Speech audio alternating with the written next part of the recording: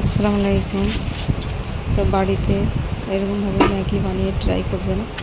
আমি ম্যাগিটা দিয়ে দিয়েছি জলের মধ্যে।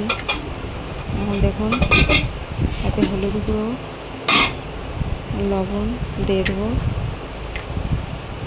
লঙ্কা গুঁড়ো, ম্যাগি মশলা,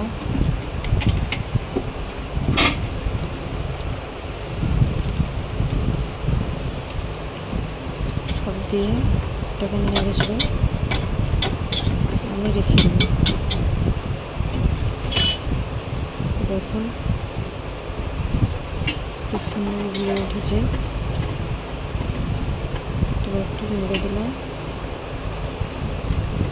এখন কালারটা কি সুন্দর বেরিয়েছে। এরকমভাবে আপনারা অবশ্যই বাড়িতে ট্রাই করে দেখবেন। খুবই কম খরচে ম্যাগি বানানো যায়। দেখুন ম্যাগিটা আমার হয়ে গেছে। ম্যাগিটা আমি ঢেলে নিয়েছি প্লেটে। দেখুন কি সুন্দর, খেতেও ভালো। আপনারা বাড়িতে অবশ্যই ট্রাই করে দেখবেন আর ভিডিওটা লাইক করে দেবেন।